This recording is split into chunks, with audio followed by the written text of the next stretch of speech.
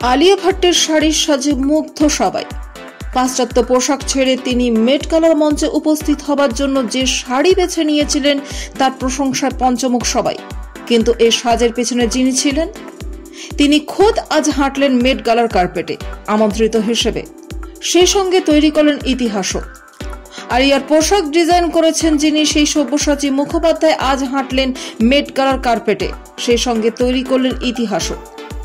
কিন্তু কেন? কারণ সব্যসাচী হলেন ভারতের প্রথম এমন ডিজাইনার যিনি মেট গালার কার্পেটে উপস্থিত থাকলেন একজন ভারতীয় ডিজাইনার হিসেবে। ভারত থেকে বহু অভিনেতা অভিনেত্রী হাজির থাকলেও কখনো কোনো ভারতীয় ডিজাইনার হাঁটেননি মেট গালায়। সব্যসাচী তৈরি করলেন সে ইতিহাস। একজন ভারতীয় ডিজাইনার, বাংলার ছেলে সব্যসাচী ঝলমল করে উঠলেন মেট গালায়। কলকাতা থেকে নিজের সফর শুরু করেছিলেন সব্যসাচী। কলকাতাতেই ছিল তার প্রথম দোকান।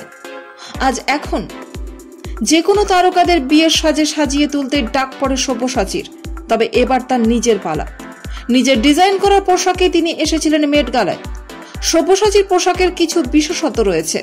সাধারণত একটু প্যাস্টেল শেডের পোশাক তৈরি করাই তার দস্তুর। নিজের মেট গালার পোশাকেও প্যাস্টেল শেডের ছোঁয়া রেখেছিলেন সব্যসাচী। সাদা শার্ট ও বেজ রঙের প্যান্ট পরেছিলেন তিনি। সঙ্গে একটি লম্বা ভারী জরি সুতোর কাজের জ্যাকেট পরেছিলেন তিনি।